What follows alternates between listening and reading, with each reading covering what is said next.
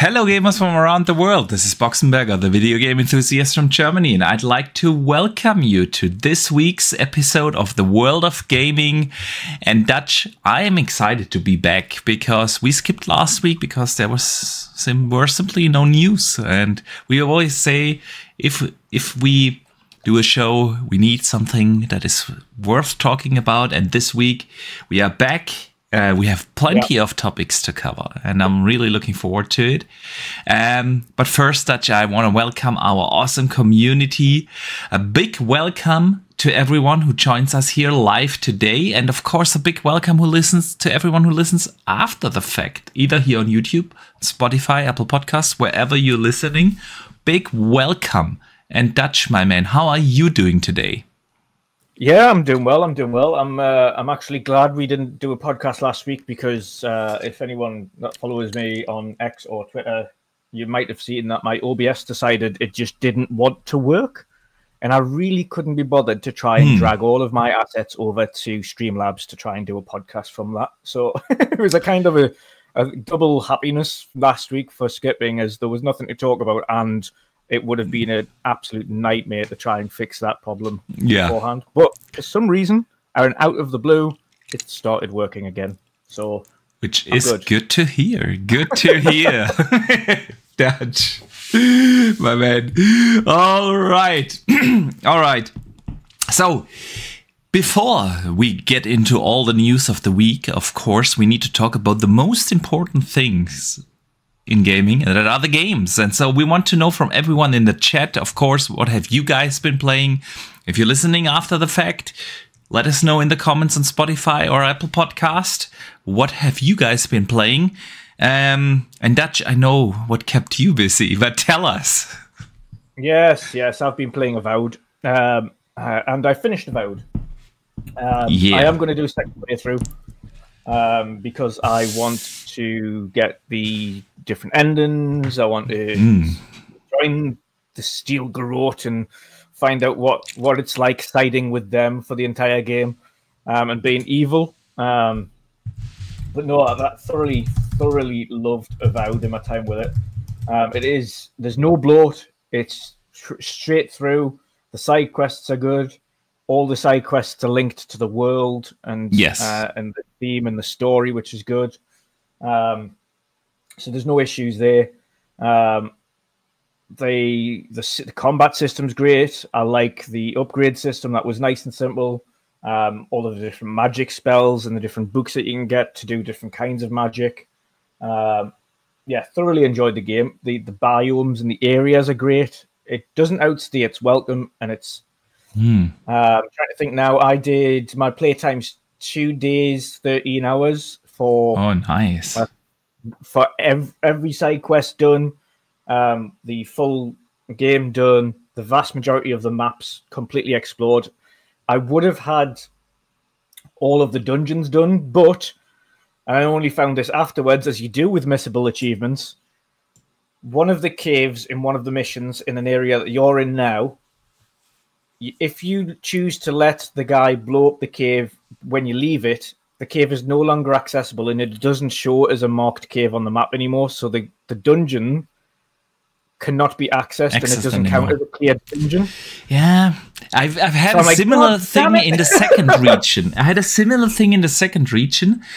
I was trying to do all the side stuff, and I had like 1 or 2 side quests left in the second region. And I decided I'm just gonna do one more mission in the main story. And then something happened in the main story, and that denied me access to the cave that I had to go to do one of the leftover side quests. But actually, the game showed. So because you did this, you can no longer access it. So yeah. So there's a couple of things like that where I'm like, God. Damn it! There's like an achievement that you can get for wearing Necro Pants and the Revenant Bell. So I found Necro Pants because that's just a random chest that you can find. But the Revenant Bell you pick up from I think she's called Elias. That has all the the dream scourged people on like leashes. And there's a certain option when you talk to her where you can sell your corpse to her when you're dead. That's an achievement, and I missed that. Okay. And when you do that, she gives you the Revenant Bell, which you can wear, which with the Necropants is also an achievement. And now I can't speak to her anymore. She just has a one line, and it doesn't open the options. So I've missed 2 achievements because I just went and did the side quest for her, and I didn't think about the options. So I'm like, oh god. So I'm going to go back. I am going to play through again because I thoroughly enjoyed it. There's still stuff for me to do. Sweet. But I've managed to get the vast majority done. So I've done all the bounties. I've done all the side quests. I've cleared all the Ardra. I've done all the treasure maps. So I've literally everything that can be done on that game. I've done it. Nice. So no, I absolutely loved it, and I hope that they do another one like they did with Outer Worlds 2, and they slightly expand upon it, and maybe add a little bit more and see what else, because it's no longer going to be the Dream Scourge. We'll see what else we get in the Vowed now. What other new threat appears that we have to take care of? I mean, Iora has a lot to offer that you could introduce or build upon. So yeah, that's the best thing about fantasy worlds. Is especially in a fantasy world like Iora, or if you think about Elder Scrolls, they've got so many stories and offshoot stories that could happen in these worlds, or has happened in the lore that they've created, that you can literally go down any route you want. So it's going to be good. But yeah, thoroughly enjoyed it. Nice. So what about you? Because you've been playing it as well, and you're still, I think, are you with 3rd biome now? I literally finished the 3rd biome. Have arrived at the 4th, but I haven't really done anything in it yet. So that's where I am at. I also try to do similar like you, like all the side stuff, because not only is the writing actually really good. I mean, the occasional side quest is basically a fetch quest thing, but most of the side stuff is really, really good. So I'm trying to do that as well, but yeah, work kept me rather busy this week, so I didn't have as much time to play as I would have hoped. But yeah, I'm already, I think I need to check. If I would have to guess, probably about 30 hours or so into the game. Something in that ballpark, and it is just incredible. I'm a sucker for those high fantasy action RPGs. I just love that genre. What setup have you went for? I started with Sword and Shield, classic, but then I ended up using the wand with a grimoire, and I honestly was so surprised, and maybe it's just because I'm currently playing the game and loving it so much, but most first-person games that have that kind of melee combat style don't have like that feeling of impact during battle. When you think about games like Skyrim or so, and I know it's a 12-year-old game or so, and it's unfair to compare, but if you think about these first-person melee combat games, it always feels like just you slash through the enemies, and it doesn't feel impactful. But Avowed really nails that aspect. It feels like no matter what you use, whether you use a sword, a spear, even the wand, it feels like, bam, you're mighty, you're making impact, and it's probably the best feeling combat in a first-person melee game I have played. And I love that. I really do love that. I love the art style. If you remember, Did you stick with that? What was your alternate weapon?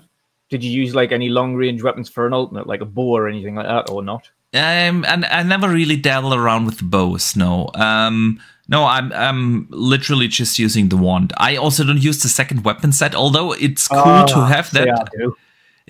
So I use the grimoire on the left hand, and I was using an axe, which all got all the way to superb, but there wasn't any legendary axes, like one-handed. So I ended up switching to a late game weapon that you get in the final biome if you collect the it's called moon metal or something like that. I forgot what the name of it is. And you go to the forge, and they create two special weapons for you. One of them's a long-range gun, and the other one's a sword. I ended up switching to the sword because that was like 260-something damage. So one-handed sword, Grimoire, and then the long-range weapon ended up being the long-range gun as well, which, by the way, is overpowered. It's like really overpowered. Okay. Like the vast majority of enemies, when you've got power shot, is one-shot kill. It's so good. So good. I have to try that. I just love the wand. You know, I tried dual wanding, but then it is complicated and doesn't feel good to use like the actual magic powers. But I have the Grimoire of Greater Elements, I think it's called. And I've maxed out those those powers, you know, and it just feels so badass with it. So yeah, man, really, really loving that aspect. And then again, the art style is just drop that gorgeous. When it was first revealed back in, what was that, 2020? Remember the first initial CGI trailer where they had this dark and gritty art style, and then when they've shown the game and everyone was complaining about, oh, that doesn't look like anything like you've promised and blah, blah, blah.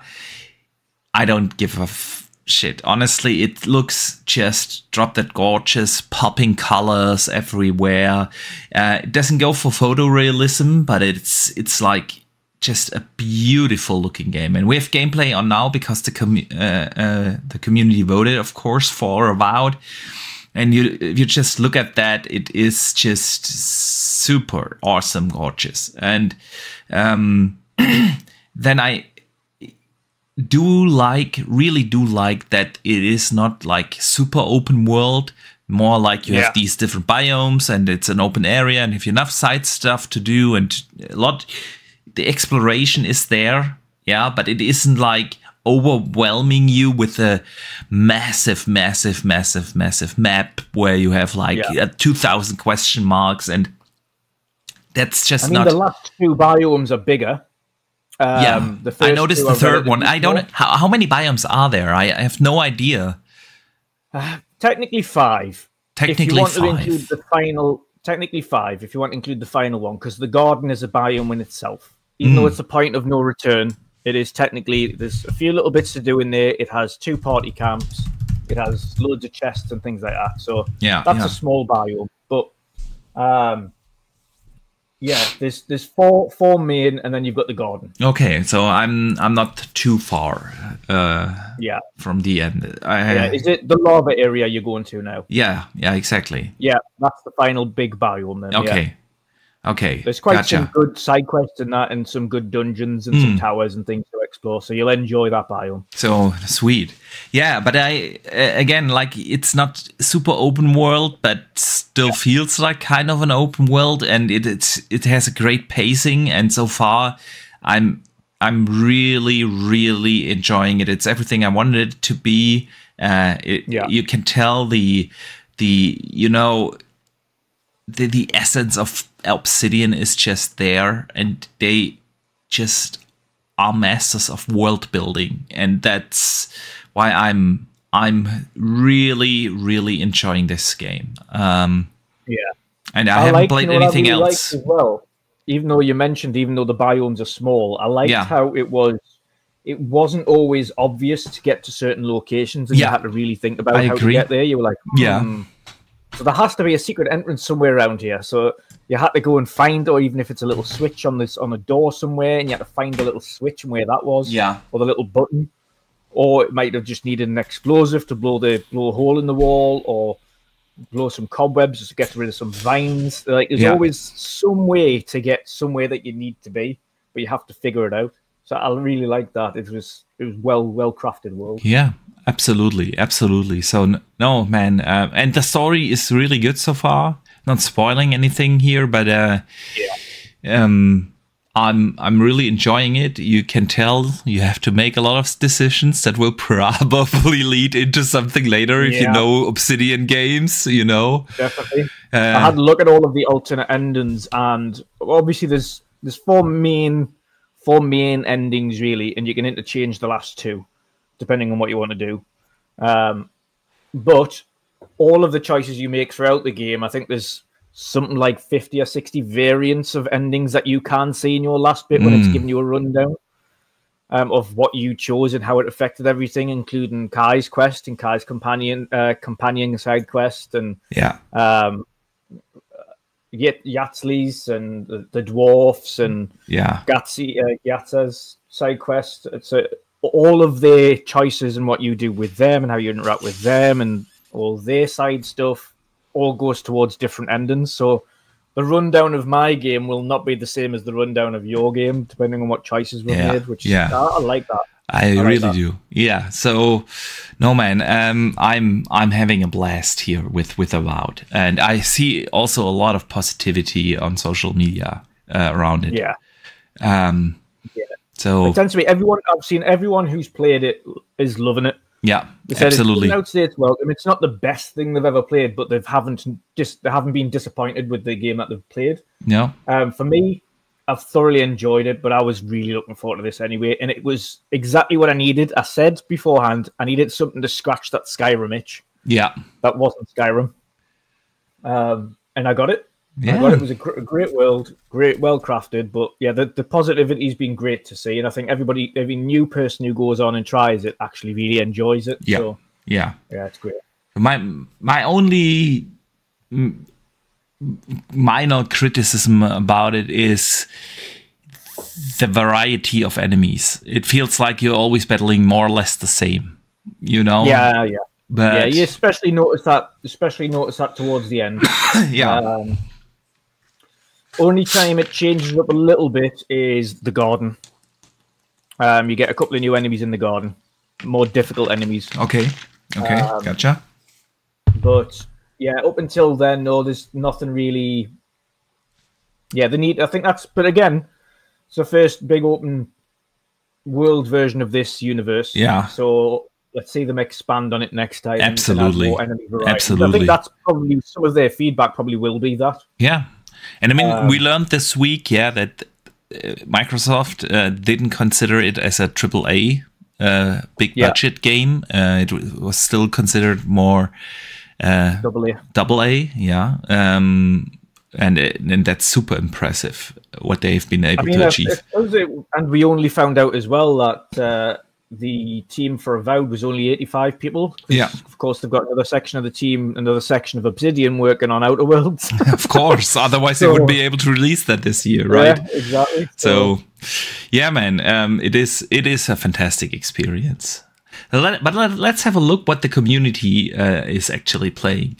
So Hertog Vinny Boy from the Netherlands is playing Tales of Arise and of course FIFA 25.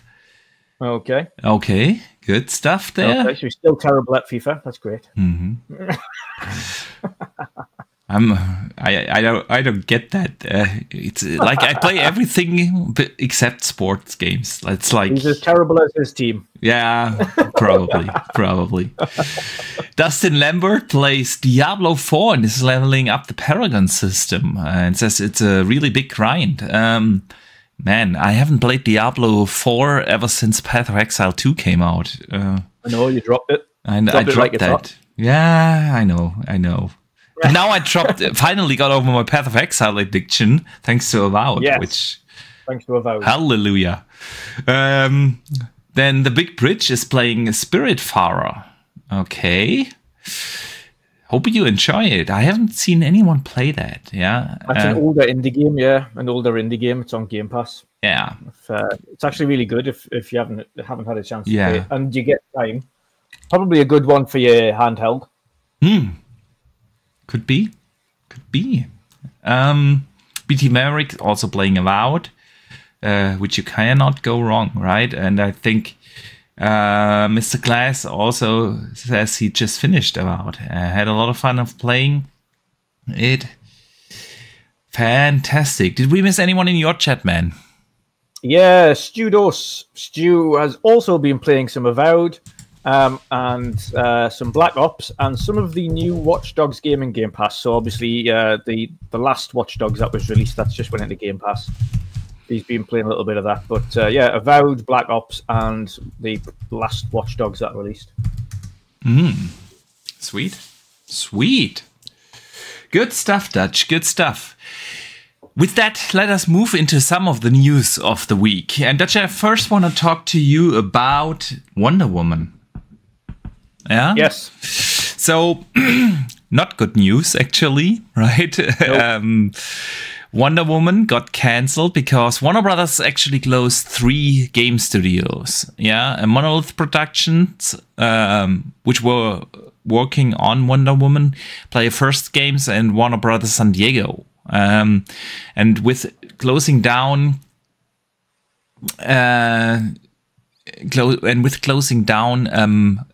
Monolith, right? They also canceled the Wonder Woman game. We also found out that apparently it looked gorgeous. Had 2 reboots, and during its development, the Nemesis system didn't come together. Apparently. So yeah, man, what are your thoughts on this?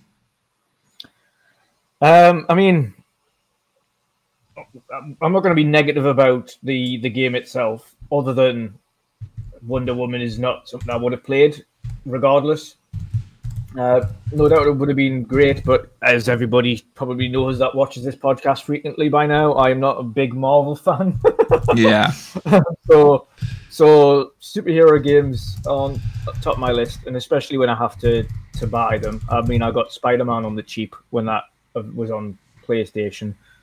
I wouldn't have paid full price for it. It was okay. Not my cup of tea, though. Guardians of the Galaxy is about as far as I've went with that kind of game, but I mean, on the flip side, though, it's horrible to hear of even more studios being closed down, especially ones with the pedigree of the likes of Monolith.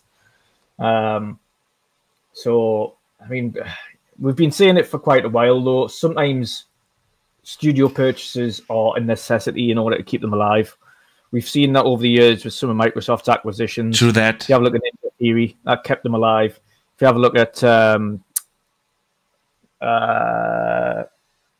what's his face that created Psychonauts, that kept them alive. Yeah, embarrassing to blank on that. Double Fine, yeah. Yeah, if they weren't purchased, that was them down the drain as well.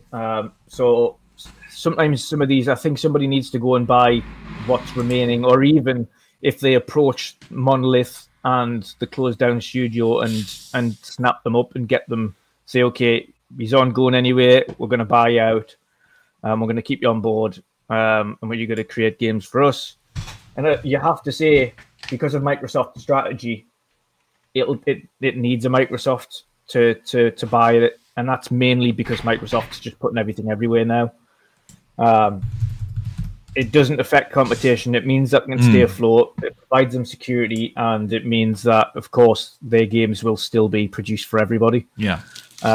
So there's going to be no issues there. And sometimes you don't want it to happen because, of course, we don't want every studio owned by conglomerates. But when independents can't afford to run them anymore, and they're not profitable for them because they don't have trillions of pounds backing them from a large corporate organization like the likes of Microsoft, or even billions with the likes of Sony or Nintendo, then they just can't keep them going when they haven't produced anything. And the likes of Monolith, etc. God, how long has it been since they've released a game?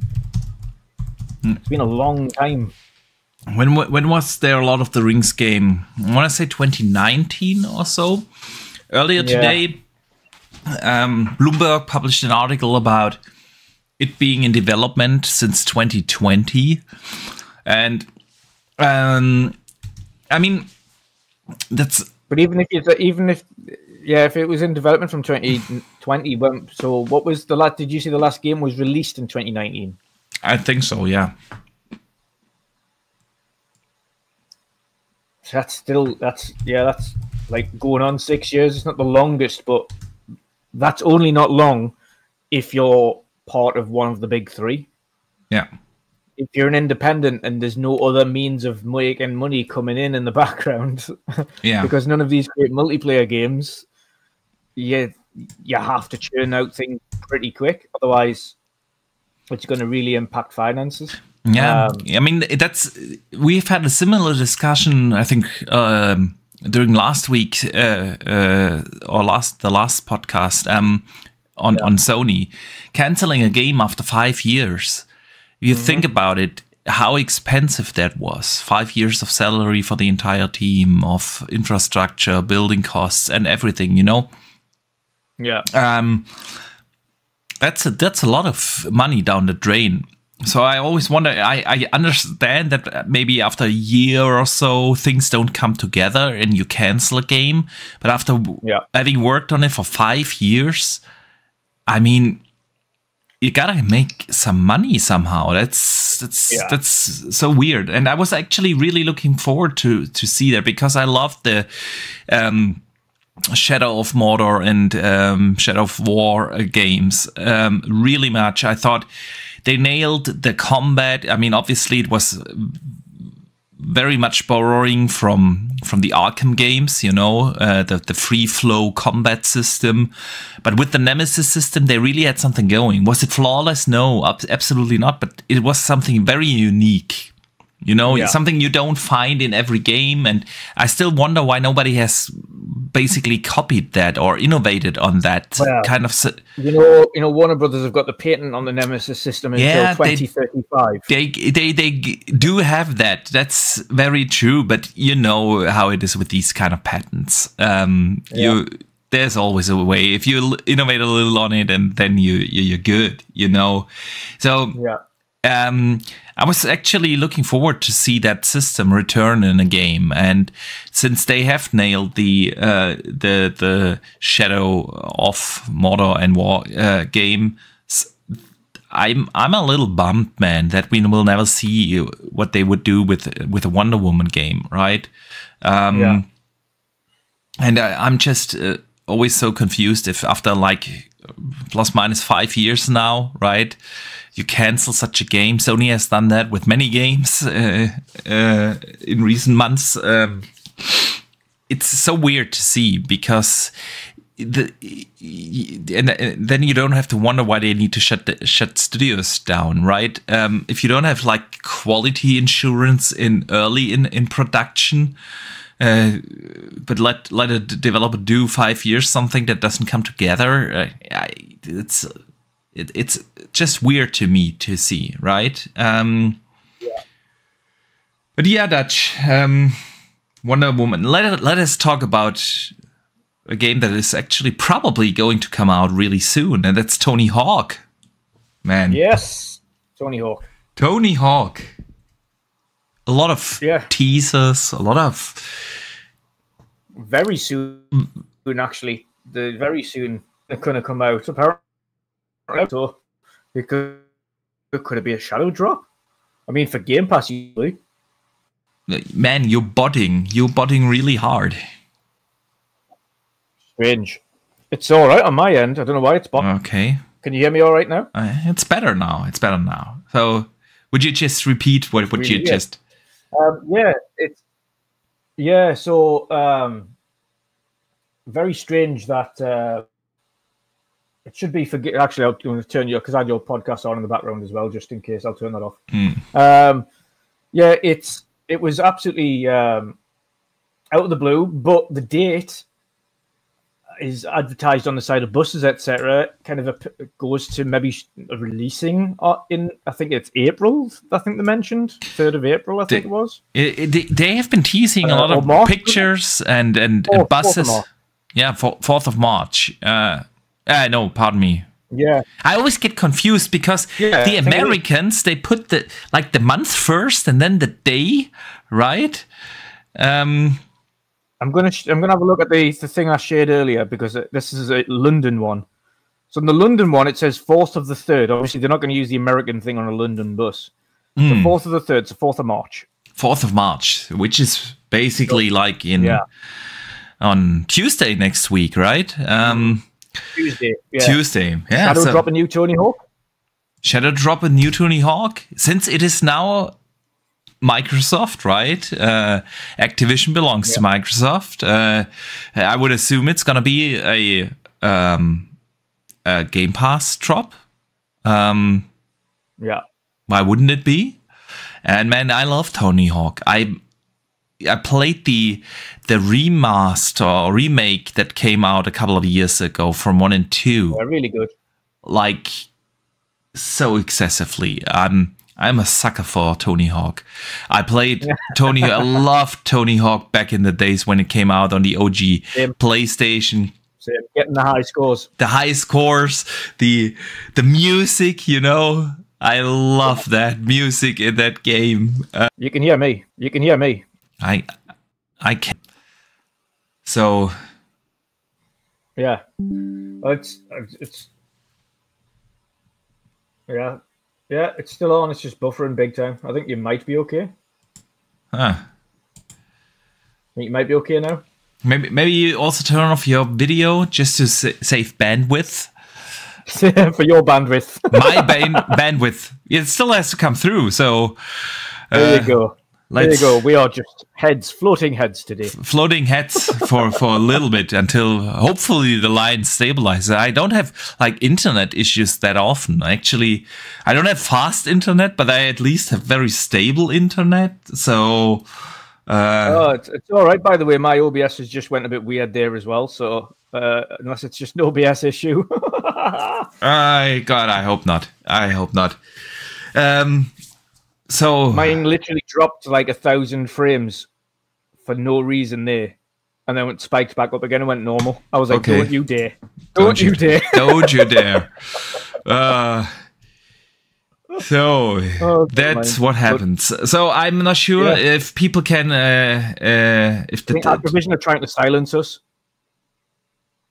Activision, yeah. They don't want us to talk about Tony Hawk. It's probably I don't know. So people in the chat, please let us know if we are coming through again, because it looks at least on my end it now, so I can see that it seems to be. I don't know. Yeah, it is. Yeah. Okay. You seem to be okay at the minute. All right. So let's see and fingers crossed that the line is more stable now, and we can continue our discussion on Tony Hawk. So yeah, man, a lot of teasers. Like you said, there have been buses in London. Tony Hawk has like posted photos of the number 3 and 4 with him in the background. Yeah, and it's like it's a lot of teasers. So everything points towards that. And wouldn't it be bonkers if Microsoft just drops that out of nowhere, right? So do you actually think they're going to release it in a couple of days, Tuesday next week? Or I can see that happening. Yeah, I can see that happening. Especially, I don't think it's going to be like super high price, because obviously, first of all, it's going to be in Game Pass day one. So everyone on PC and Xbox, great, and on the cloud, great. Second of all, with it being a remake/remaster potentially of an old game, unless it's a brand new one, that's going to be surprising. But if it's a 3 and 4 remake, for instance, I can't see it being super high priced either. I can see it be like 30, 40. In which case, then it's also going to be pretty relatively cheap, and it's just after payday at the very beginning of the month. Yeah. So it's also catching a good time for when people actually have money still, not like the tail end of a month when people are still like, oh, I'll just wait. It's true. I'll just wait for the end of the month. So I can see it happening. First of all, it's not a game that needs much giant publicity for it. It's not like a brand new game you need to advertise like a boatload. It's Tony Hawk. Yep. like that's pretty much all you need to say. New Tony Hawk. Hey, there it is. You want to pick it up? Yeah. I mean, it could also very much be that it's just the announcement on that day, and it will come out somewhere else. But put posters on the sides of buses for the announcement. True that. That is very true. That is very, very true. Yeah. So yeah, man. It's if that actually happens, and I mean everything points towards it. How nuts is the 2025 of Xbox, right? They just shadow dropped Ninja Gaiden, the remake, during the developer direct a few weeks ago, right? We had Avowed launch, the Avowed launch 2 weeks ago. We have now Tony Hawk, and the month after South of Midnight, and 33 Obscure, and then Doom. Oh, I can't wait for that one. That's my next big one. yeah, that's gonna be awesome, man. And if now Xbox is gonna like shadow drop stuff like Tony Hawk remakes just out of the blue, right? Yeah. Who isn't to say that that the long rumored like Oblivion remake, isn't going to shadow drop, especially since they've made like a little bit more room towards the end of the year, right?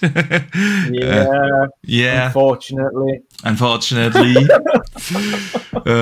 And that's another news item of the week, right? Fable got delayed. It did. It was kind of a weird thing to announce that during this weekly official Xbox podcast, right? Just more or less on a side note. But hey, they did show around about 45 seconds of new gameplay. And they've properly shown the chicken kicking. Yes. You get really, really wound up for that kick as well, actually. Yeah. Like I mean, the animation work is insanely good. Yeah. It's it looks phenomenal. I think it's also the first time we've seen like the horseback riding, right? Yeah. As well as the combat, bit more combat, because we've seen like animations from combat, but this time we at least saw her swing like a hammer or something,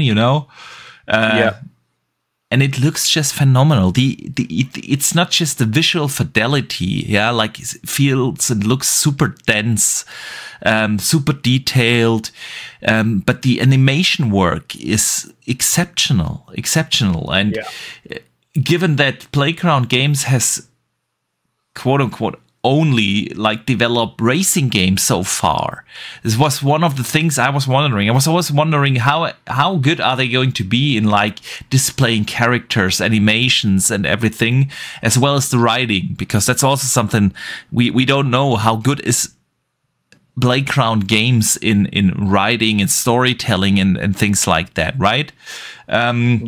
We know they can build gorgeous worlds. We know that they nail gameplay aspects just super well. But how good are they with displaying characters, displaying and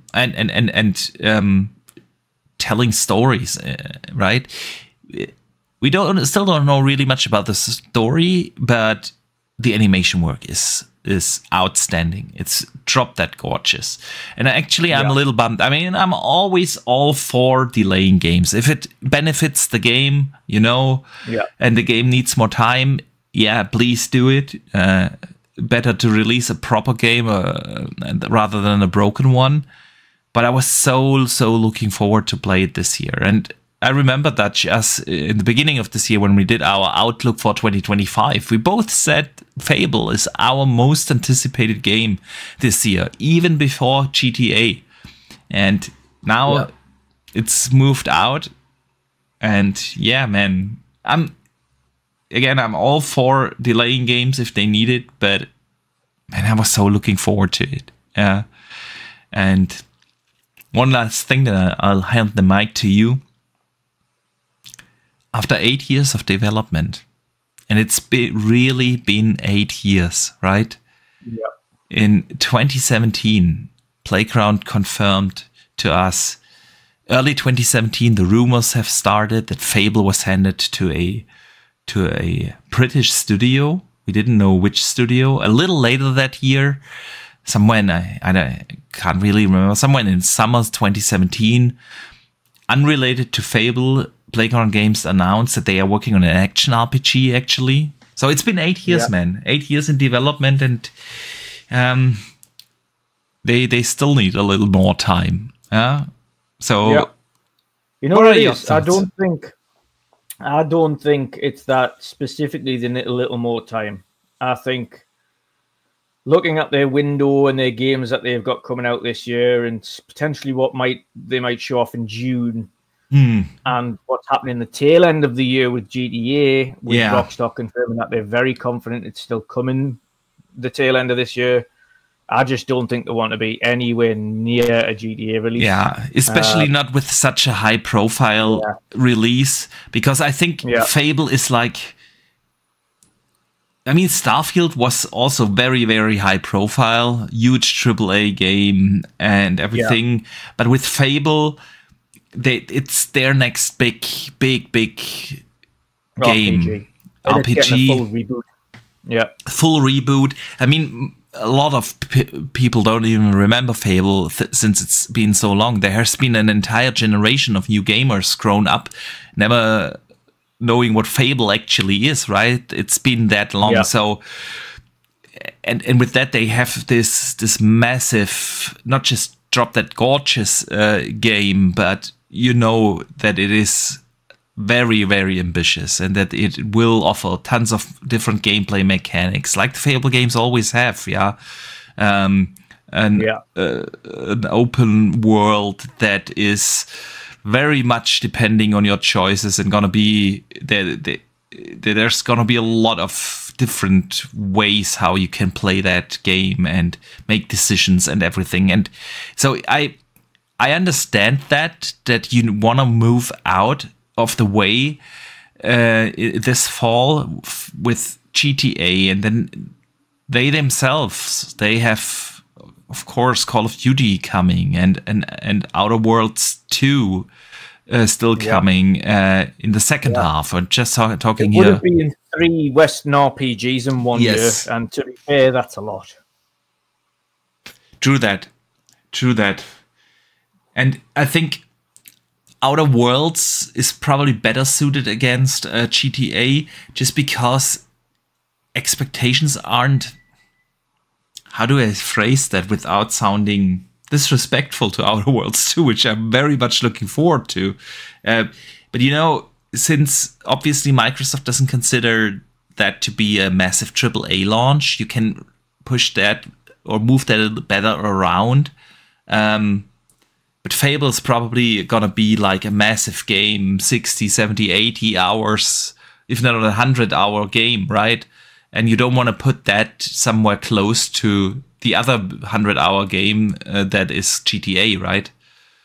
Yeah. You just don't want it anywhere near GTA. You don't. I mean, I am gutted, because Fable was my biggest game this year. It was the most anticipated thing I was looking forward to.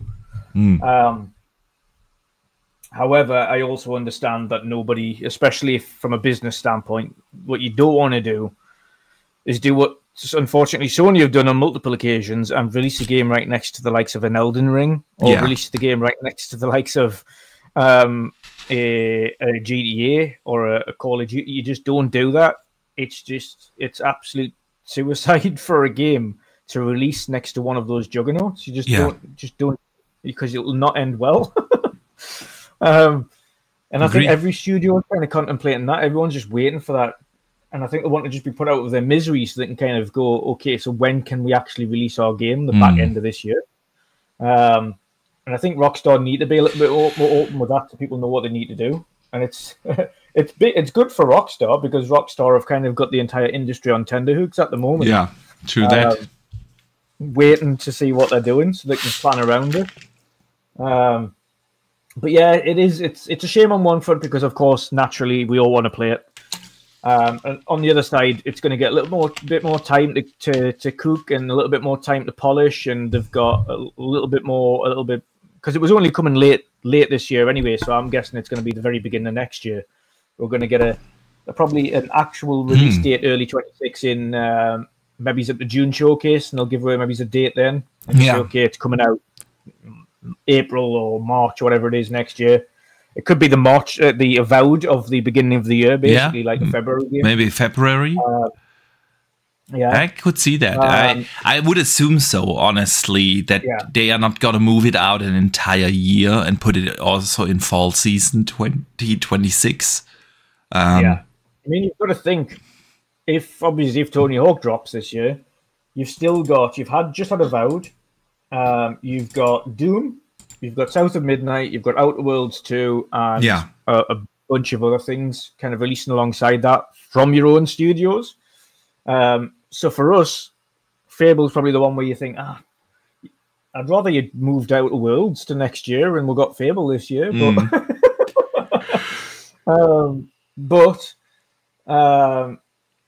But from also seeing the new footage, it looks phenomenal. The combat looks fluid. The game looks, like I say, the visual fidelity is just unbelievable. But it's Playground games, so kind of expect no less. And it looks, there is dark and gritty bits in there, and there's nice vibrant areas, and there's giant chicken fight. And there's like loads of different bits. So I mean, I just can't wait to see more of it. And I think, it is what it is. It is what it is. Look, but I personally think it's only delayed because they don't want to get it in the way of GTA, and they can't officially put a date on it because Rockstar haven't put a date on it either. And if you have a look at the tail end of the year, no one's really put on a date for games then. Everyone's kind of doing the same thing. They're like, come on. There's barely any game in after the summer break with a date. Yeah. It's always just this holiday season, right? And there are just no dates. That's just due to GTA, right? And I agree. I mean, there's also I've seen a lot of different thoughts on it. And I mean, some of them could be like, I've seen, for instance, the idea of it being delayed because a couple of other games that were supposed to come out in 26 might have moved to 27 internally, and so you kind of look at it and say, hey, we have enough this year, and if we move it from, I don't know, November to February, it'll help us to like stretch things out more properly, because it is a very, very dense thing. And I also think we don't know every game just yet. I mean, we just talked about Tony Hawk. Who isn't to say that they have another arrow in their quiver for an unannounced game? There's the Oblivion remake. There is the rumor. There is the rumor of the Gears collection. There's so many other things from bigger and smaller studios within Microsoft that could potentially still get an announcement and come out this year.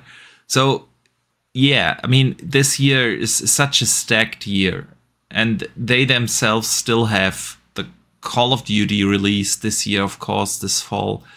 They will have they will have Outer Worlds 2. So there's no real need for Fable, right? To keep that momentum going of a continued release, like getting a proper game every other month. It would be if they did it the way that they're doing it now. It's almost a game a month. So exactly. Exactly. In the first half, that's definitely true. We've got Ninja Gaiden in January. We've got Avowed in February, and we've got Tony Hawk then in March, and then we've got 2 games in April with South of Midnight and Claire Obscure, right? And Expedition 33. And then in May, we've got Doom. And that's just bonkers there. And then obviously, for those looking forward to it, Monster Hunter Wilds is tomorrow. Yes. Yes. And then people are still playing Kingdom Come Deliverance, and then you've got Atomfall dropping in there. Yeah. Just so many games coming out. And big games, right? Kingdom Come is a 100-hour game. Avowed, not a 100-hour game, but still 40 hours. 40, 50 hours, depending, of course, how you play it. And then you have Assassin's Creed coming really soon. You have Monster Hunters. You have Yakuza, which is also a massive game, right? Yeah. It's crazy. It's crazy, man. But a good thing to complain. Shall we try to turn on the cameras again? Let's try. Let's try and show our beautiful faces. Let's try. And hope that the bandwidth is going to be able to handle it. Crash, bam. So, I just mentioned it. Assassin's Creed Shadows is also making some headlines, not in the best way, though. Apparently, the game has leaked, and people are playing it on streaming services. So the entire game, not just like someone spoiled the story, but apparently the game is out there and people are playing it. And Ubisoft put out a warning that take it with a caution, because obviously the version that people are playing right now hasn't received the day one patch yet. Yeah. So it's just weird to me. Ubisoft's probably biggest game, right? The Assassin's Creed IP is massive, and this is the first proper new full entry after Valhalla. I mean, there was Assassin's Creed Mirage, which was kind of a smaller release in between the big releases, and everyone's excited for the Japanese setting, a setting that people have been waiting for in an Assassin's Creed game for a long time, right? And it just can't get out of the negative headlines. So what are your thoughts on this thing, Assassin's Creed leaking? Yeah, I mean, just before that, I thought I was going to have a heart attack there because my OBS just dropped frames again. OBS is going to be the death of me. Oh. I was like, don't you dare. Behave yourself. But yeah, I mean, it's unfortunate for them, but I think I'm not sure whether or not it'll truly affect them anyway. I think at this point, there's been so many people kicking up a fuss about it in different ways with the regards the characters and things like that. Yeah. And the delays, the numerous delays that the game's had, and I think it's at a point now where whoever's still going to pick it up are going to pick it up. Whoever wasn't going to pick it up, still not going to pick it up, and it'll just do as good as it was going to do. I'm one of those that's not really in the mood for a Ubisoft open world at the minute. Really? Yeah, I'm not really in the mood for a Ubisoft open world at the minute. You know exactly what you're going to get with them. Yeah, absolutely. You know exactly. So I know right now I'm not in the mood for a Ubisoft open world right now. I will play it at some point because I was looking forward to this game, but with all the other games that are coming out right now, I've just played a lovely RPG, so I'm fine with that. The next RPG I really want to play is Claire Obscura Expedition 33. That's the next on my RPG bucket list. I don't want to jump in with another especially after playing those. I don't want to get another RPG in the way anytime soon. I want to be like, right, okay, I've just RPG'd twice with 2 decent RPGs. I'm fine. I want to play something else. And thankfully, we've got the likes of Doom, and we've got South of Midnight. Yes, South of Midnight, which are not RPGs. Yeah. so we can kind of enjoy them and switch off for a bit there. And of course, I've got Hazelight's game coming out as well next week. Of course, Split Fiction, which I'm looking forward to. So, yeah, there's just so many RPGs this year, and it's not one that I'm going to jump on immediately. I will play it in the future. Okay. I will get it at some point, but I'll play day one. I'll play day one. I cannot wait. Honestly, I don't think the leak's going to hurt them, personally. Yeah, I agree. From what I've seen, it looks good. It does look good. It does really look good. And I do like the Ubisoft games. I just do. I know that they are not the most innovative games ever made. Their formula is just strong. I do enjoy them. And Assassin's Creed Shadows does look like, at least if you play as, what is she called again? As the lady in the game, you get more focus again on stealth, which I always do enjoy in Assassin's Creed games. Yeah, that was like my one nitpick about Valhalla. It didn't feel like an Assassin's Creed game anymore because you were just raiding villages and going in guns blazing, and so I'm really looking forward to it. I cannot wait. But I do agree. I don't think that these streams and leaks of the game really will hurt the game in any way, shape, or form. People have made their mind up about Ubisoft games. Either you enjoy them, and the people who do enjoy it will gonna play it, and doesn't matter whether it got leaked right now. It's still a weird thing to have like the full game out there. I've got Gina in the chat just saying he's burnt out on Ubisoft for a while now, and it's because mainly you know exactly what you're going to get. Things don't really change. It is just another Ubisoft title in a different setting, and they usually always play relatively the same, and you know what you've got to do. So it's kind of just, I'll get to it. There's no like big hype around them because you know exactly what you're going to get. It's not like it's something new or something different. Yeah. So that is true. That is true. I'm still debating whether to buy it or subscribe again to Ubisoft Plus. I did that with Star Wars Outlaws, where I didn't buy the game, even though I really did enjoy it. Star Wars Outlaws was a fun game. But yeah, saving a little money, you know, subscribing for a month or so. And getting the crossplay, actually, that is one of the things to play anywhere kind of thing, you know? If you subscribe to Ubisoft Plus, you can have cross saves across PC. For me, mainly the Rock Alley and the console. And that's really an advantage you don't get if you spend the money and buy it.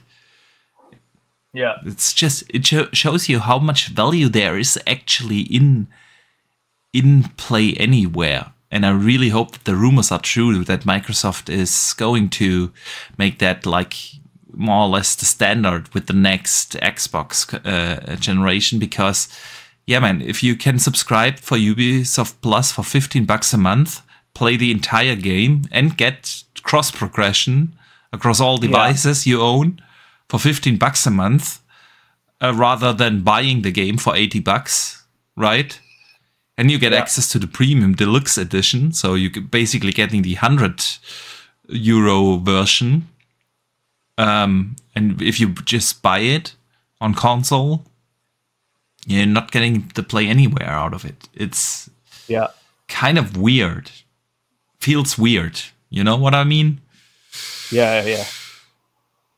But Dutch, let us move on from Assassin's Creed. Let's talk about Xbox some more. 2 more Xbox topics on the list today. Yeah, the first is there was like an interview with Satya Nadella, and because Microsoft or the Xbox division has announced that they have a new generative AI for game development called Muse Yeah, it's an AI mode that is apparently really, really good. Satya had to say the following. It's just very cool. One thing that we wanted to go after was using gameplay data, that you can actually generate games that are both consistent and then have the ability to generate the diversity of what that game represents and then are persistent to user mods, right? So that's what this is. In fact, when Phil Spencer first showed it to me, where he had an Xbox controller, and this model basically took the input and generated the output based on the input, and it was just consistent with the game. So obviously, he in his position, he'll always phrase this like the next big thing, but it really does sound, also if you listen to developer voices and so on. I mean, on the back of, I think this is on the back of an even bigger announcement that they made, obviously talking about quantum computing announcement that they made there a couple of weeks ago. Yeah. And I mean, this brings up this discussion again about generative AI in game development, right? Apparently, they have something on their hands that is capable of looking at a game and generating output that is consistent with what's already there. So what are your thoughts on this, on Muse, the generative AI model there? You know what it is? It depends on how it's utilized. Because I've always been, like I've said before, with AI, it's as long as it's an assistant to the people that are there to help make their jobs more efficient and speed up the work that they're doing, and they can go in and make refinements, then great. If it's a means to an end of removing game developers so that they can cut jobs and save money by using AI and replacing people with AI, then no. Yes, we have to move forward, but ultimately you lose the human touch from games when everything's AI-based, and you don't want that. No matter how much these people try to keep telling you that AI is the next big thing, it's been proven even in AI cars without extensive testing that can still end up crashing into things or malfunctioning, or things go wrong or accidentally swerve into people, because they can't look at it's like, okay, AI thinks that, okay, we're going to miss this pedestrian, but we're going to go head first into a car on the other side of the road, and that's the best option. That's unfortunately not what and the AI can make mistakes, and unfortunately, unless there is the human touch there, and it will always have to have the human touch to refine things and make sure it feels like it's still created by a human.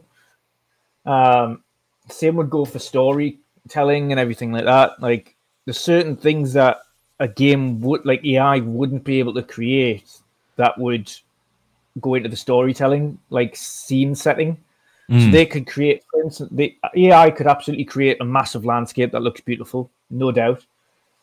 On the flip side, what it won't do is, for instance, in Avowed, where you go into some random little area and there's a tiny cave and there's a dead guy there, but right next to him there's a note and it tells you his little story. And there's around that cave, there's little things of like a little campfire where he's had food, and there's a little bed that he's set up, and there's like his weapons stored against the wall. Like, little things there that set a little scene as to what happened to that guy that AI would not do, because it wouldn't think, oh, let's set this scene, let's have this little note about what happened to this guy and things like that. It just wouldn't think that way. Wouldn't do it yet. That's the thing about AI, right? It's progressing so fast. It's the thing is, I don't think it would have the mind in it to think, you know, what would really be cool here. I think what would really be cool here is this. While I do agree with you that AI is probably far away of putting soul into a game, right? Yeah, where that's the thing. If you think about the best games you've played, it's always like one of probably my most favorite game ever is obviously The Witcher 3. If you think about that and how much you just feel the love and passion of the developers when playing that game and what they put into this world. And that is definitely something. And you said so many things. I don't even know where to start.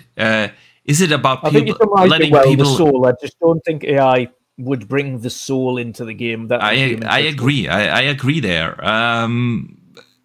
Although I think AI will make a lot of progress there as well over the next years. That from a lot of the games that we usually play, you know, not everything is like on the level of a Witcher. You know what I mean? Yeah, of course.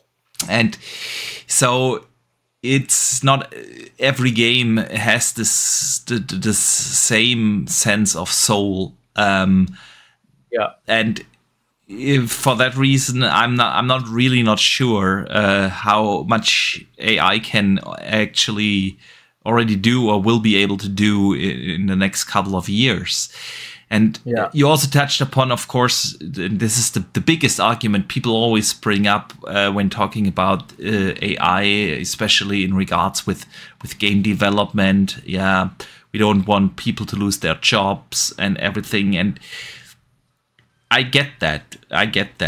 But I also look at history, and we've always had that. Going way back in history to the Industrial Revolutions, you know, everyone was like afraid if machines can wove wool automatically, everyone is gonna be unemployed, and this is always when a big technology in society comes up, people are afraid about losing their jobs because a certain skill set that you might have today might not be necessary tomorrow. But at the end, I think that will adjust, and people will just need to focus on learning different skill sets that cannot be done by AI. And I think there's always. I know I'm sounding like an advocate pro AI in game development. My only point is there's always going to need a human touch on the end of that AI, because AI will get things wrong. That is true. Absolutely. And they'll have to iron some things out, because AI will absolutely be able to generate things, but there's going to be anomalies in that generation where you go to a point in the map and for some reason there's like a rock sticking into another rock that just doesn't look right. Right, and then the world will not feel consistent and so on. There's plenty of stuff. There's plenty of stuff, but apparently this new model, the new AI model from Microsoft Muse, is gonna resolve a lot of these problems. And at the same time, people are complaining, you know, we just talked about it. Fable took 8 years, right? And it's still not coming out. It's coming out next year, so 9 years. We are always talking about this. Oh, it takes so long to make games these days, and studios are getting shut down left and right because they simply cannot afford the costs anymore of making a game for 5, 6, 7 years, right? And so obviously developers, publishers will have to look into how to speed things up, right? How to make it more cost efficient. I think one of the ways to speed, especially, this is what we're going to have to look at here, but some companies might have to look at making more sequels to games, and the reason that will speed up certain areas, of course, you need new titles, you need fresh IP every now and again. Yeah. But there are certain games where you've got the system already in place, you've got the mechanics already in place. The quickest thing you can do in order to put out a great game that is relatively new is make a sequel to that game with a little bit updated mechanics, brand new story, etc., and use your assets, and then just refine on that, and just do that, because that's the quickest way you're going to get a big game out. With brand new games, I think they'll just take time. Yeah. Especially these days, because the technology is so vast and the tools that they've got so huge, and creating mechanics. Yeah, and production quality went up and up and up over the years, right? And they're like movie quality games now. Yeah, we didn't have that. and gamers are spoiled, and you expect certain things in a modern day game release, right? And so obviously developers and studios and publishers have to look into this cost. I mean, Dustin Lambert in the chat brings up a great point. Paying 600 devs 200K per year each year for 6 years to make one game isn't a viable business anymore. And that's what we are seeing right now in the industry, right? There's barely a month going by where we don't talk about certain studios getting shut down, right? We just talked about Warner Brothers earlier this week, shut down 3 studios. It's happening all around us because the cost structure is just not there anymore. And I'm fully with you that I want to have the soul and the human touch on games. But that isn't to say that there aren't things you can definitely make. An AI doesn't get sick. An AI doesn't take vacation. And it works 24/7 and it costs you barely nothing. Right? And that's just a harsh reality. And then, yes, there are people that, or jobs in general, not just in game development, that will become unnecessary thanks to AI, right? And that's just a sign for people to, okay, you need to look at what skill set you provide. Yeah, what can an AI not do in game development? It's hard for me to think about an AI coming up with great new gameplay mechanics, an ultra deep story, and so on.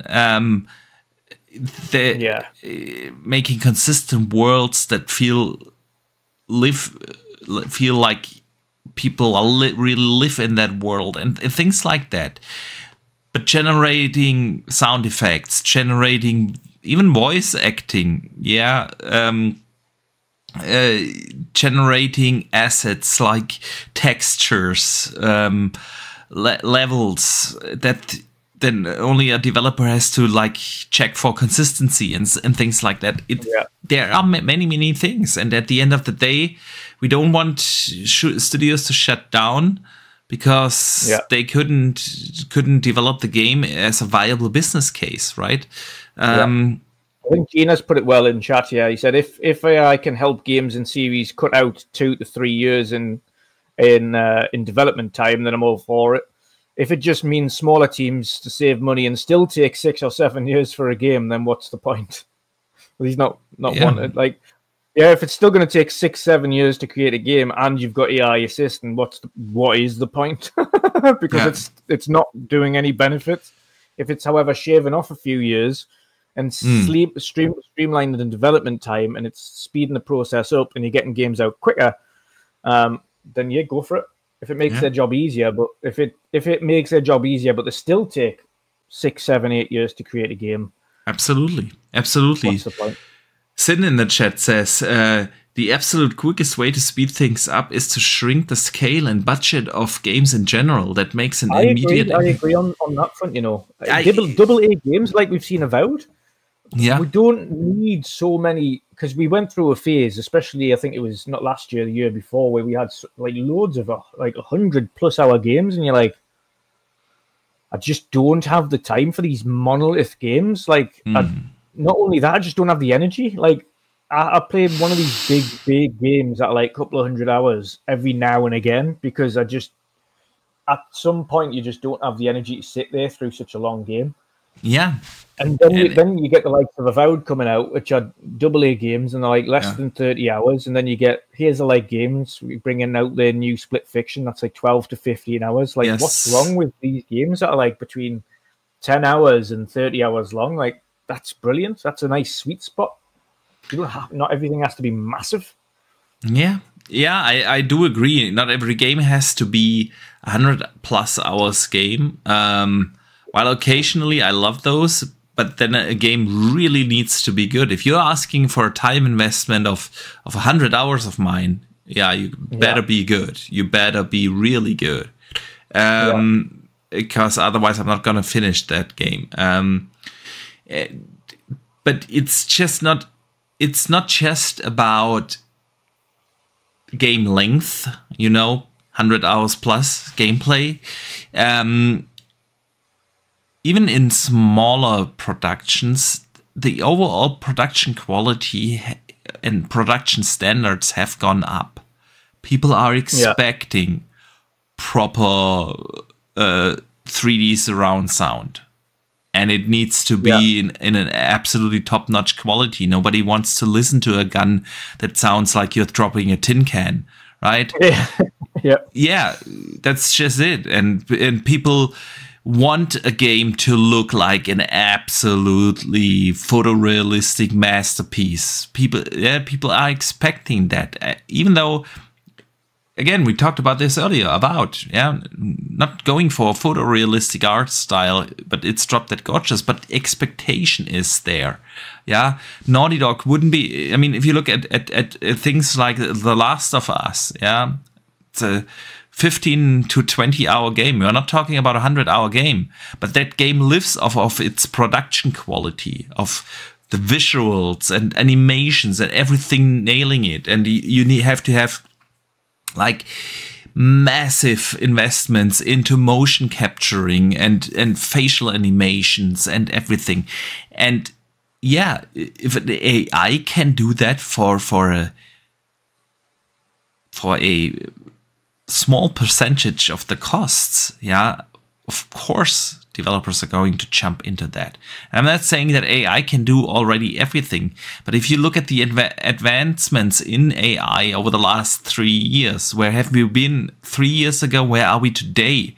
Like, that's insane. That's insane. And that I think it's just the overall expected production quality. Is something that made the industry into what we are today. And I also do agree with Dustin Lambert, who has said in the chat that the human touch has also been partly responsible for the mess that gaming is right now. And that's also very true. It's not everything that is touched by a human does mean eventually it's going to be better than if it's created by a tool, so I'm really not looking as pessimistic as I've seen many people talk about that kind of stuff on social channels and other podcasts I listen to. I think it is an opportunity, and developers, again, you will always need developers in some sort of way, but you probably need different skill sets. And AI also needs to be programmed, and AI also needs input. And so on. You just need a different kind of skill set in game development. And maybe someday we will not have this fact that every 5 years a game needs like a year longer to make. Because that's what happened. We used 15 years ago, we had like a AAA game took 2 to 3 years to make. Right? Now and then it took 4 years, and 5 years later it took 5 years, and now we are at this point where we're looking at 6 to 7 years development cycle, and you accumulate that with increased salaries and increased expectations, and everyone needs to make this much money, but everyone also loves his work-life balance and so on. And this is just a combination. And of course, tools will arise that will take care of a lot of the manual work. So I see that as a chance, actually, for the game industry to grow. And I just don't hope that it leads into games. Yeah, we've got to hope it helps reinvent the industry and not take over the industry. I think we hope it makes it streamline and make things more productive and quicker. But not change it where someone can because there's bound to be developers out there, horrible little developer or this one-time chancer that tries to create a game entirely by AI and cons people. There's going to be so many of them when AI gaming comes out. There's bound to be. You're going to get loads of people just trying to pull a fast one and get an AI to create an entire game. Yeah, agree. So, yeah, Dutch. Let's see where this will eventually end up. That again, technology is advancing. Yeah. And it's not like every tree in an Assassin's Creed Shadows game has been made by hand. Yeah. Yeah, we are already using these kind of tools that generate you assets, textures, and so on. And it's just a continuation of that, right? Playtesting games and so on. There are so many things where an AI just can do a lot of things and actually help speed up game development and make it more attractive again for investors, which we can talk all day long whether, and then the investors make more money and get more dividends and so on. But at the end of the day, someone has to put in 100 million, 200 million, whatever amount of dollars to make a game for 6 years. It's an upfront investment, and someone has to give and pay that money. And of course, if you invest $200 million into a product, you kind of expect your return of investment to be high, right? Yeah. Yeah. So, Dutch, let us talk about a game again. I think a game we are both looking forward to very much, and that is the Elder Scrolls 6. It made some headlines this week because a former developer actually leaked a couple of things. We should still take everything, of course, with a grain of salt. But apparently, Elder Scrolls 6 is going to play in Hammerfell. And he also talked about that it might have ship mechanics in there. So you can create your ships and sail and have naval battle actually in the game. Sounded to me very much or very similar to what they did in Starfield, where you could build your own spaceship and have space fights. And apparently, I'd be up for that. Who doesn't want to be a pirate?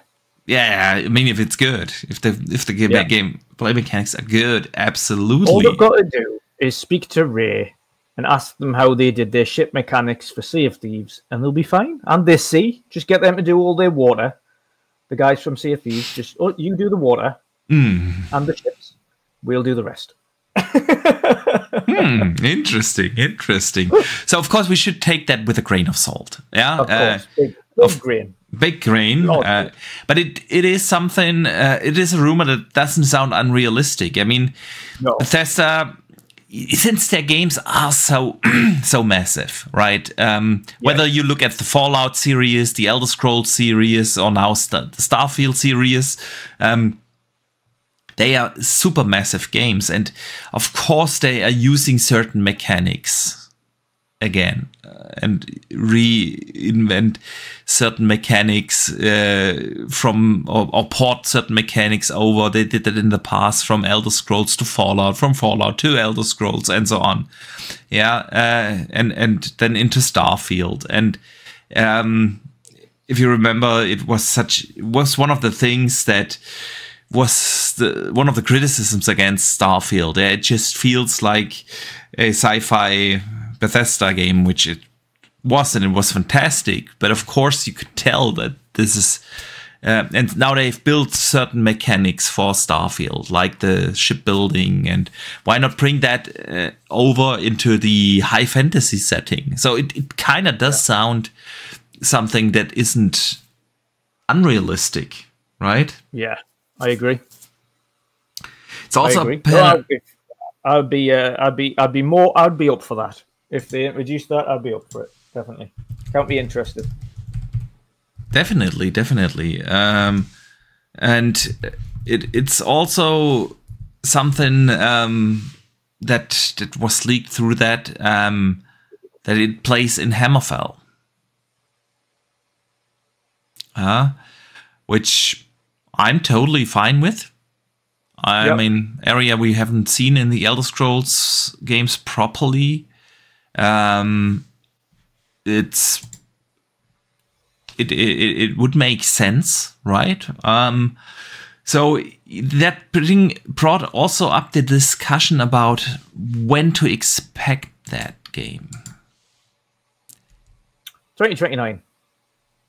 You think it's that long? Yep. I'm not sure. I mean, absolutely.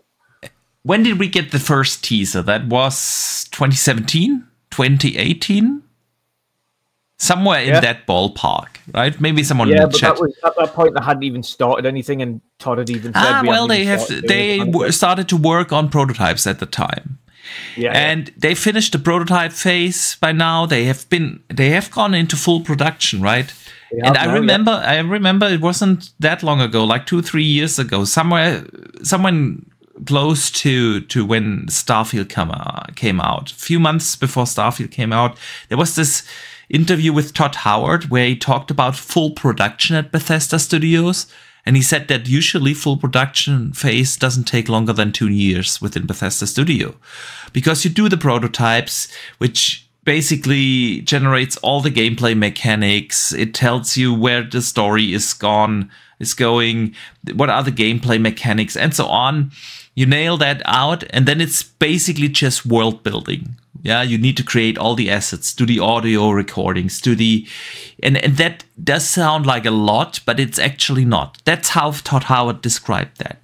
And I don't think that Elder Scrolls 6 is going to come out this or next year. I do agree, but I don't think it's that far away. I mean, to be fair, 28, 29 is not that far away. That's still 3-4 years.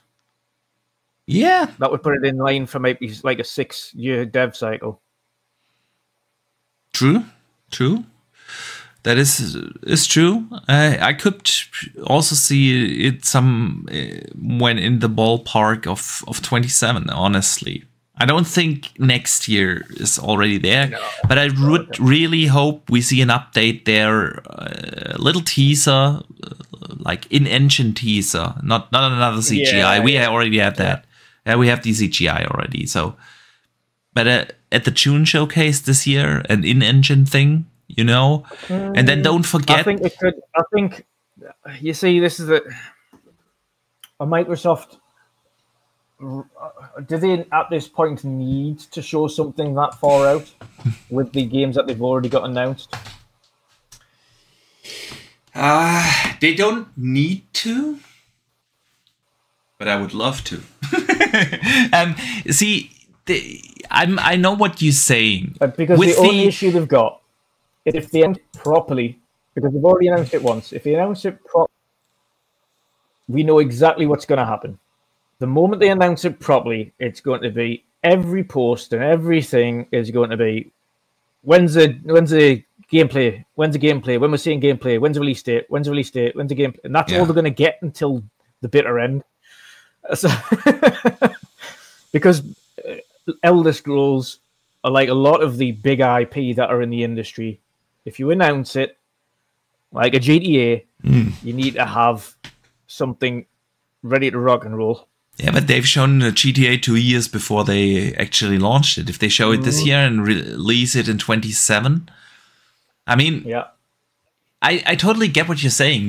Xbox isn't in the same position like in 2020. All right, when they launched the Series X, they didn't have games.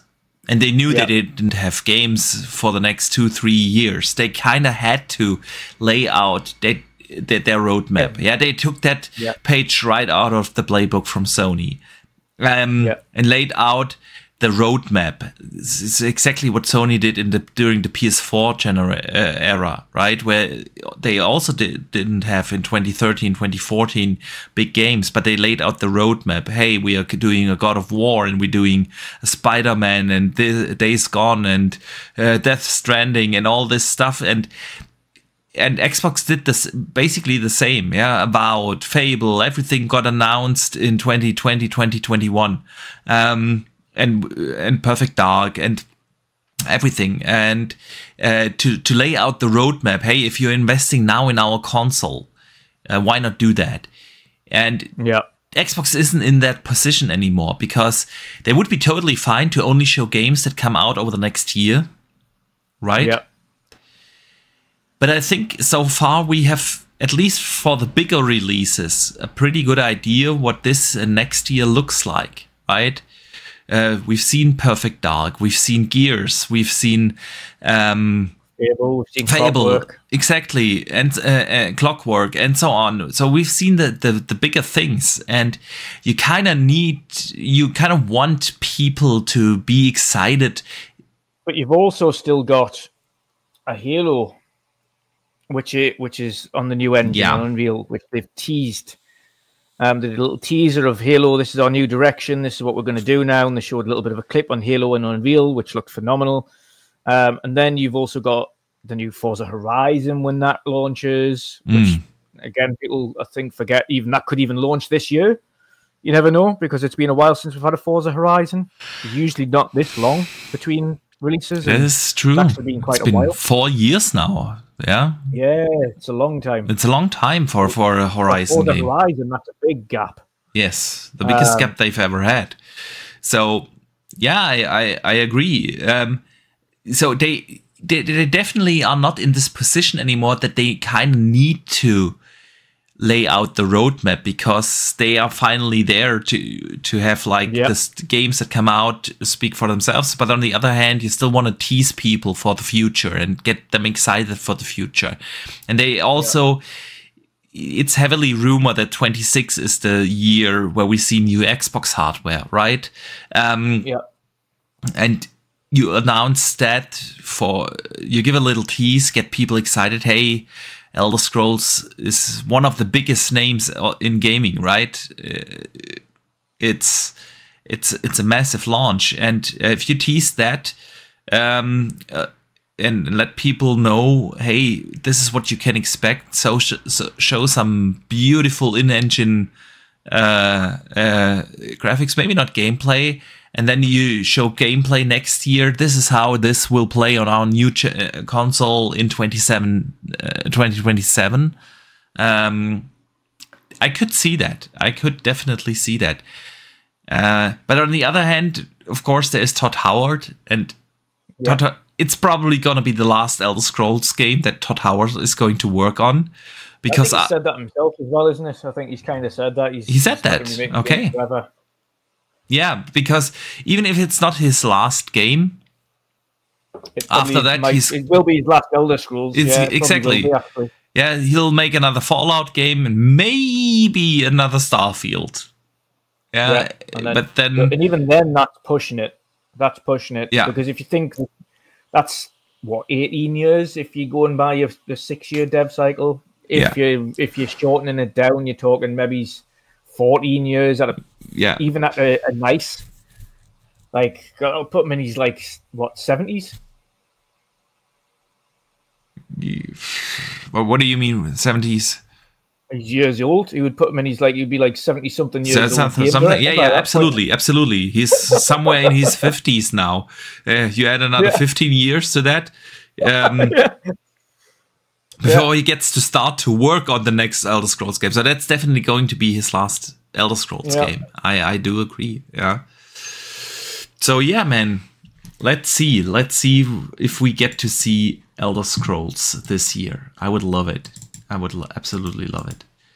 It's crazy to think about that. It's been, 15 years since we had Skyrim?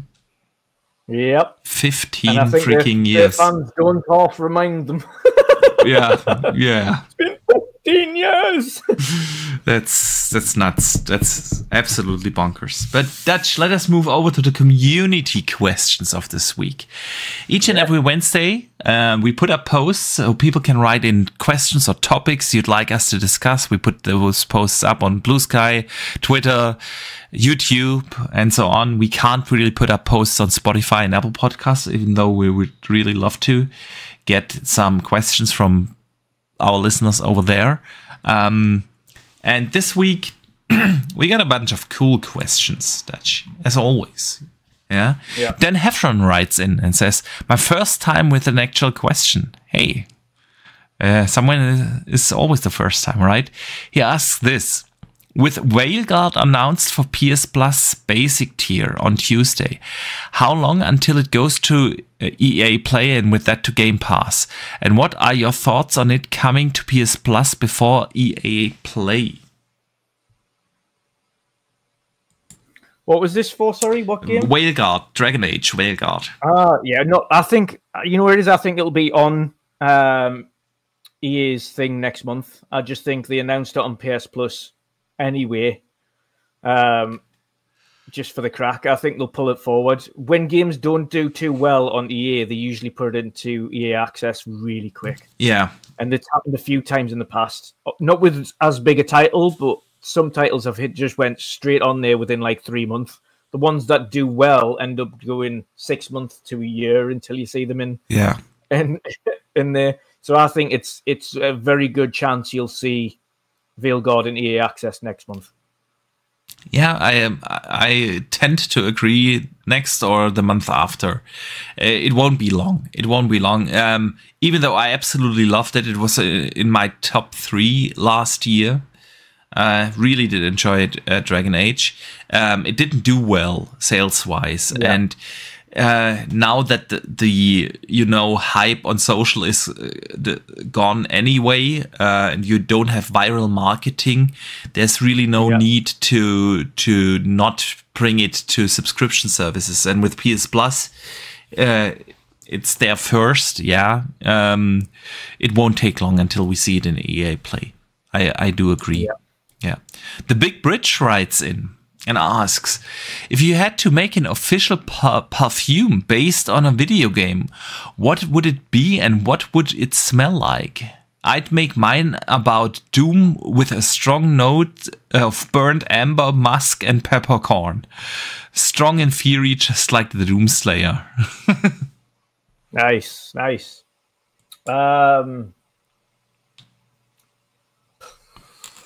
Avowed and burnt umber. Burnt umber. Interesting. And cedarwood. There we go. Burnt umber and cedarwood. Manly smell. Since I've played The Witcher for more than 600 hours, and it comes up so often in that game how good Yennefer smells. I'd like to have that as a perfume and actually see if it smells that good. By the wife it. yeah, exactly. All right. Sith Lord writes in and asks this. Do you think Fable is delayed because of GTA, more time to polish, or ran into an issue? I think we pretty much covered that earlier, Sith Lord. I think GTA plays a big role. Yeah, 100%. Massive role. Massive. I think it's really, like I say, I think it's got the industry in a chokehold right now. No one knows what to do at the back end of this year, and no one's got a release date for anything. Yeah, agree. Okay, Cucumber the 83 writes in. Very generic name, by the way, mate.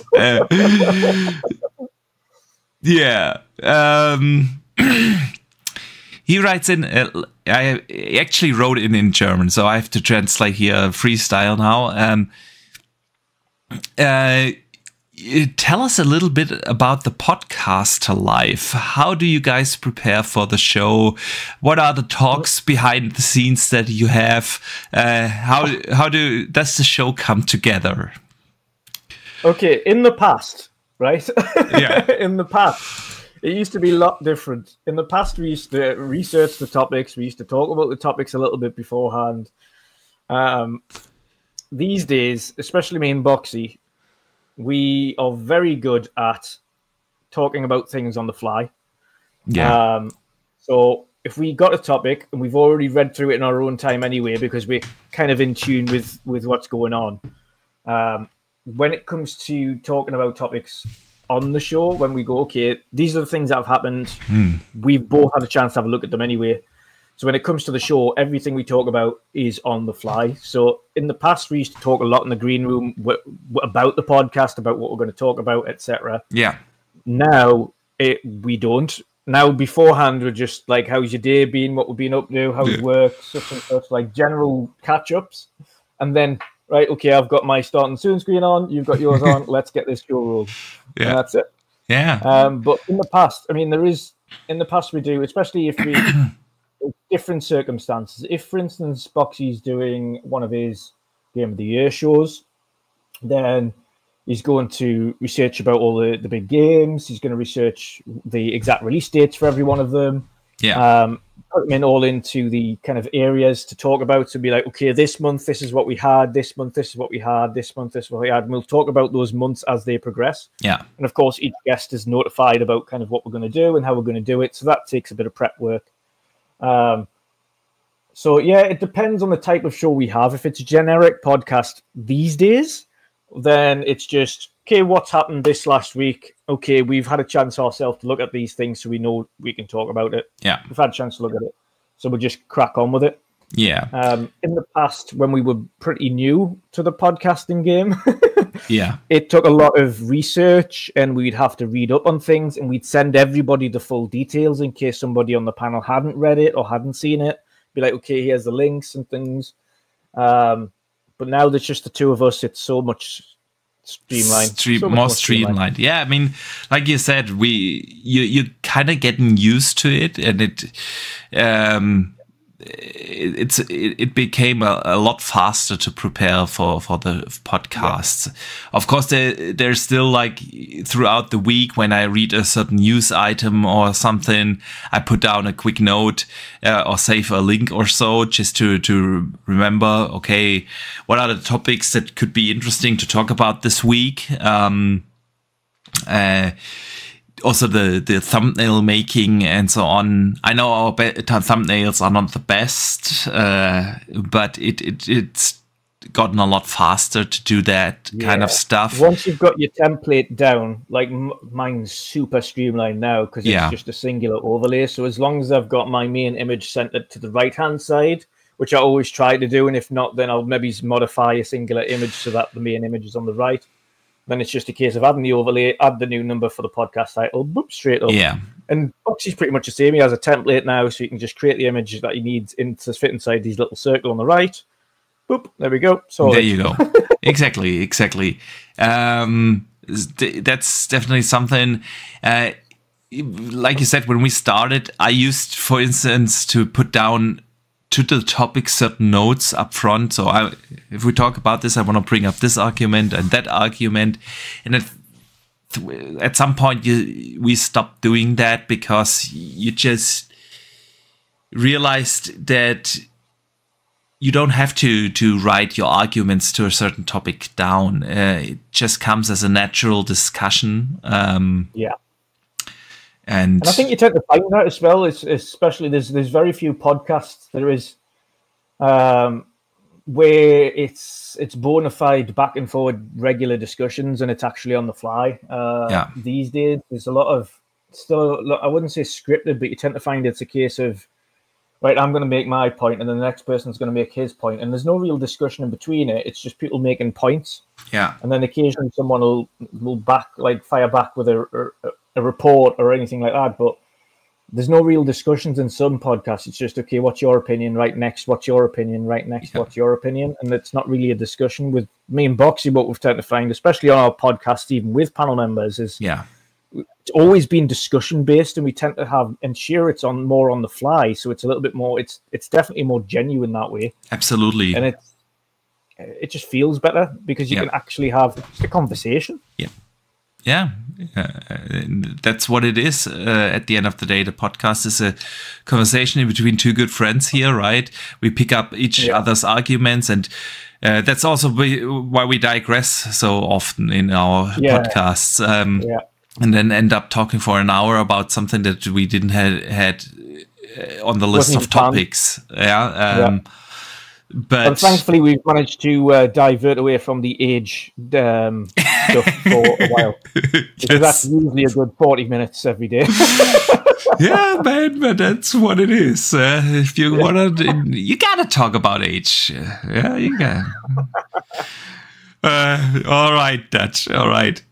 So with that, this week's podcast already comes to an end. And I want to say a big thank you to our awesome community, everyone who tuned in here today live, and of course, everyone who listened after the fact on the podcast services or wherever you're listening.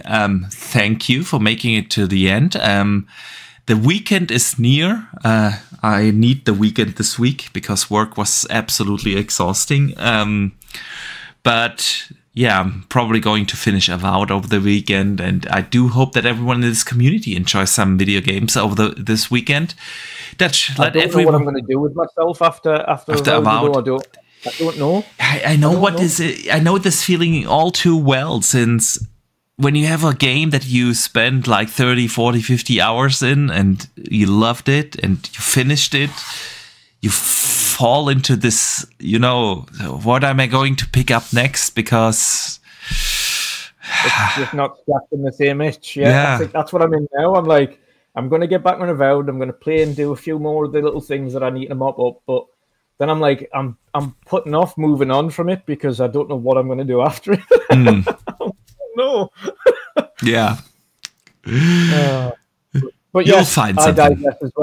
I digress as well. You'll find something. I will. You can find me in the usual places at Wondering Dutch. So Twitter, Wondering Dutch X. You can find me here at Wondering Dutch. I have done a few more streams last week playing through Avowed. I probably will because I'm picking up Split Fiction. And I think I'm going to play that with General C. I think I'm going to be streaming that. That's not too long of a game. That's like 12. I've seen it's between 12 and 15 hours. Yeah. Seen a lot of things from Joseph Fares about that as well. Just mentioning that this kind of side questy bits are well worth doing. And he's done some things in the game that he has never done before and hasn't been done in gaming yet. So that's great. And of course, for those who are picking up Split Fiction, remember you can get everybody, you can invite anyone to play on any platform using the friend pass, so they don't need to buy it. You only need to get your copy. The other person can just download the friend pass and they can play with you for no cost. The only difference is they don't get trophies, they don't get achievements if you're playing them that way. You do, of course, but the friend does not. So, yeah. But at least you can play with them at no additional cost. Happy days.